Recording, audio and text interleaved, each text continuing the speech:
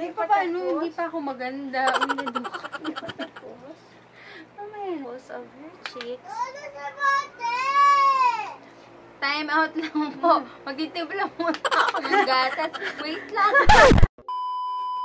Hi guys! Welcome to another beauty vlog. So for today's video, ang gagawin ko po is a bridal look for my Tita Ella.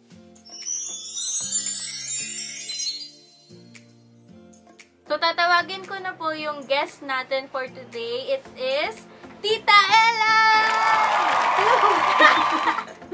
Ayun na, parang nangyari na ito ah. Yes. Pareho-pareho po na. Hi! Anong name mo? What's your name? Nate! Nate! Okay, mamaya ka na, Nate. Okay, Nate.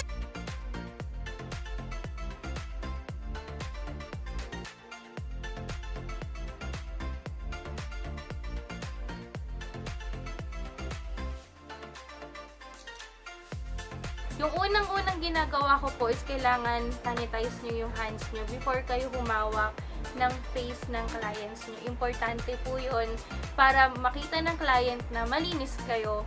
Kasi, syempre, mukha nila yung hahawakan nyo. So, mas dagdag points yun sa kanila. Kirsten Secret Makeup Primer with Rose Essence. Ito po is local brand. The No Shine Mattifier. So, ifo-focus nyo yung primer dito sa areas kung saan mas visible yung pores.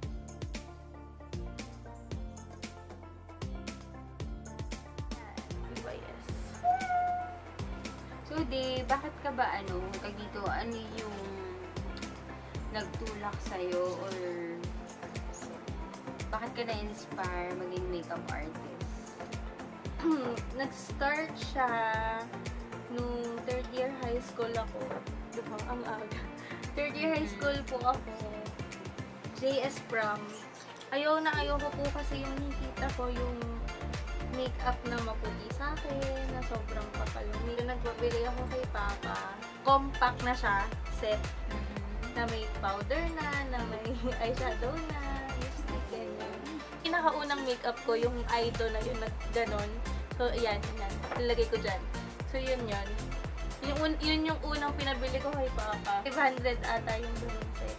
So, dun po ako nag-start. Tapos, ang makeup artist ko nung kapag JS, si Tita Apple. Wow.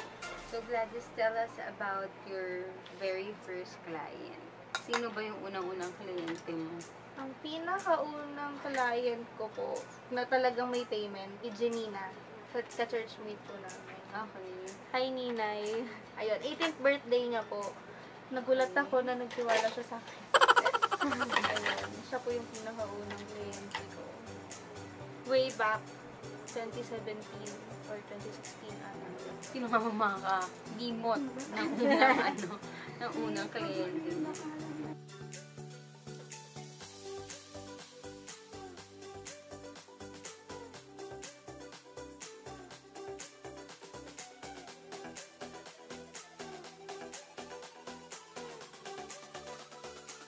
Shadow palette na gagamitin ko is from Beauty Creation Tease palette.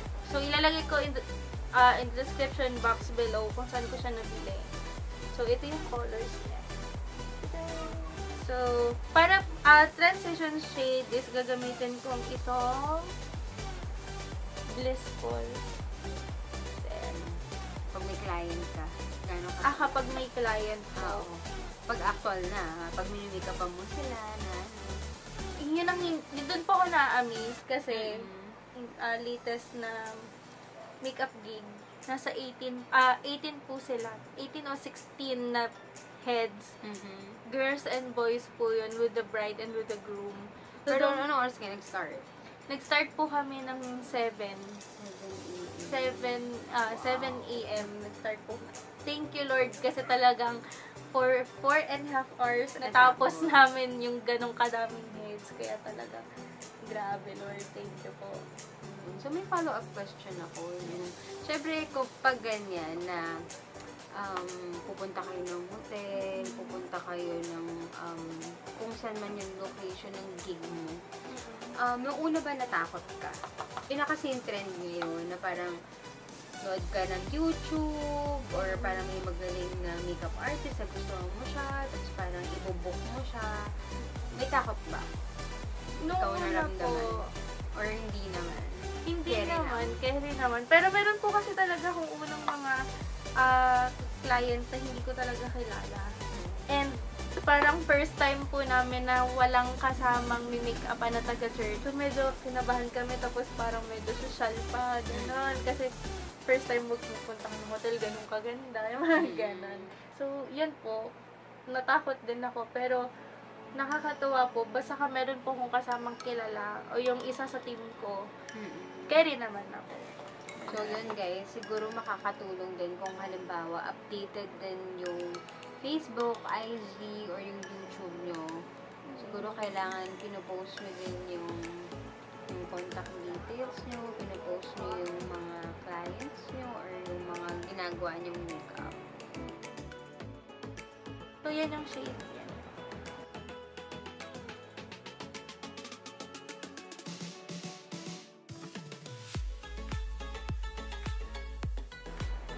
Spotlight palette. So, I will use this shade para mas ma-deeper lang po. I-concentrate ko siya sa outer part ng face dito.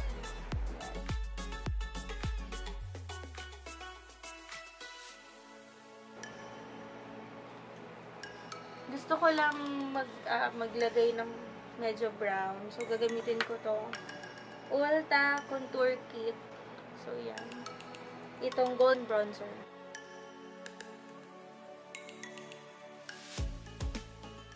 As of now, favorite ko is the L'Oreal Paris Infallible 24 Hours Wear. Ito po ay bagong release ng L'Oreal.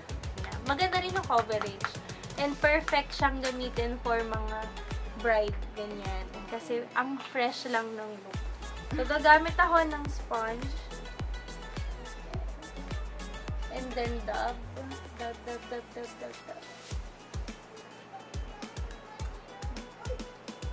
Mukha siyang maputi sa camera, pero sobrang sakto niya.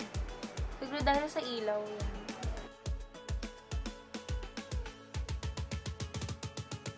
So, mag-a-add ako ng Maybelline Superstay in the shade of 220 Natural Beige kasi parang medyo maputi yung niya sa camera. So, i-adjust natin ako.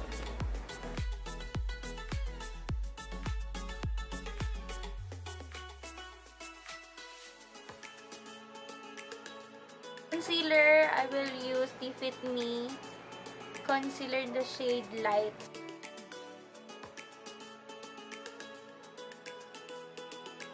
Na tayo. Hindi pa paano, hindi pa ako maganda.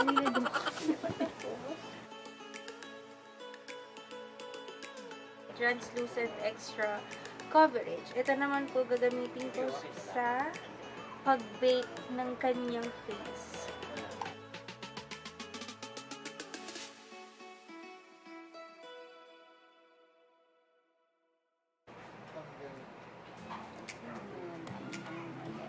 How much mo naman binabili itong mo? Nasa 550 po. Yung isang ganito. 500. Vice Cosmetics shade Confirm. Ano saan yan din? Contour po.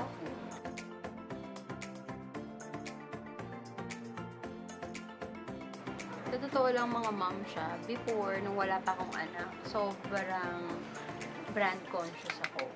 Tsaka, parang, ang feeling ko, mas mahal, mas maganda. Pero, natutunan ko na mag-try muna ng makeup. Pupunta ako sa mga department store, sa makeup department. Tama ba? Makeup department. Ganyan. Tapos magta-try ako. Kumbaga, hindi ako nahihiya na mag-try. Kasi, dati bumibili ako ng mahal, tapos pag ginamit ko na, my God, hindi naman pala siya nagko-complement sa skin tone ko. Tsaka, ayun nga, kasi, combination of oily and dry skin. Kaya yun. So, ang advice ko sa inyo, try muna. Wala namang masama doon. Kumbaga, maintindihan naman siguro ng mga sales lady na hindi ka muna bibili ngayon, diba? So, in fairness, ang dami ko natutunan ngayon, na. Nagpa-bake-bake pa. Eh, dati foundation lang. So, ano yung natira po dun sa contour na yun, gamitin sa nose? Para hindi ganun kakapal yung nasa nose. Sa eyeshadow naman po, wag nyo makalimutan yung lower part ng iyong mga mata. So, babalik lang po kung ano yung unang ginawa natin kanina. First is yung blissful. Parang isa-smoke out ko lang yung pinakababa.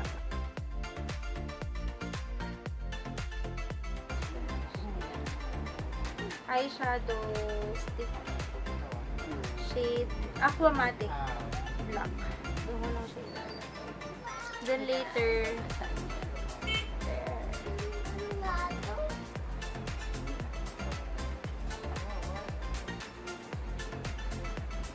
para hindi ko pala. Nagkaroon lang siya ng Definition? lalo. Okay. Parang Johnny Depp. Yes. Alam mo naman, wala tayong alam sa mga ano, di ba? mga definition of terms ng mga makeup artist. Yeah. Is a darkness Sydney wood eyeliner pencil. Nabili ko po siya sa CNA, Korean shop. Wow. Importante kapag sa mga bride, is sobrang nipis na lashes. Para hindi ganun mabigat, hindi rin ganun ka bababoom yung itsura. Nalagay ko na po yung lashes niya. So, yung binake natin kanina, luto na yan. So, idadust off na natin siya. Iba pa rin talaga pag merong professional na makeup artist na nag-makeup sa'yo. Hindi po ako pro. Clean na natin yun, ano ba?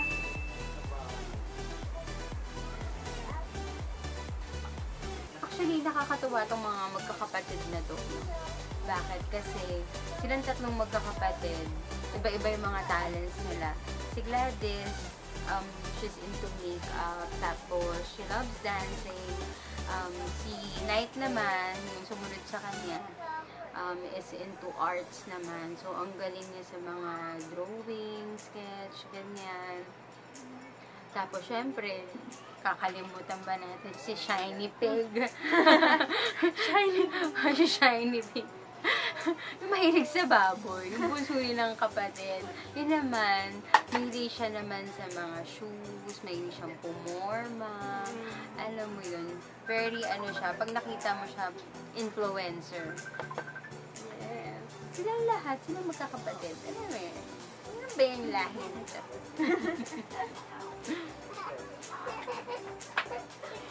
So, nagdagdag lang po ako ng bronzer from Ulta Contour Kit. Golden bronzer and warm bronzer, pinag-mix ko lang po. Kasi medyo nakukulangan ako sa pagka-warm.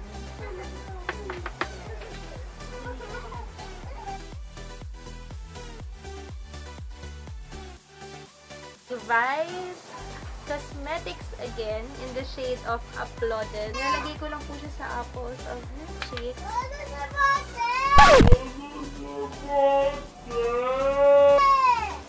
Time out lang po. Mag-itib lang muna ako ng gatas. Wait lang. Wait lang. So once again, we're back. Salamat kay Kuya Knight na buong pusong dinala yung anak ko sa kanyang amagan. Para kumuha ng dodo. Ginagawa ko po, before ako maglagay ng highlighter, is nagsisetting spray ako para magandang kapit ng highlighter. And then, tsaka na yung lipstick after. All Day Wear Wet n Wild Photo Focus Setting Spray. Vice Cosmetics Highlighter in the shade Shimmering.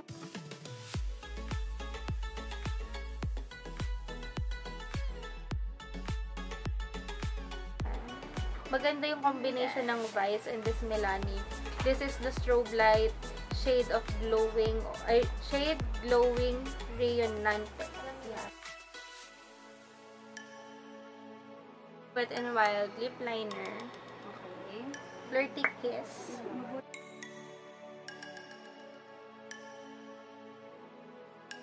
And para sa pangmatagalang lipstick, the Super Stay Matte Ink in the shade of Seductress. Maganda po kasi sa bride na natural, ganun, hindi pinagdaan.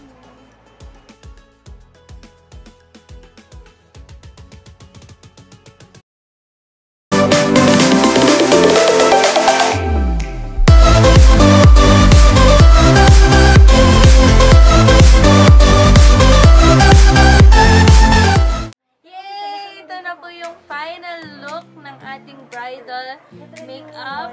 So, sana naman nagustuhan mo yung makeup ko sa'yo. Oo, love ko siya. Yun nga lang yung hair ko. Pero okay lang. Kasi nga, wala pa si Tita Apple.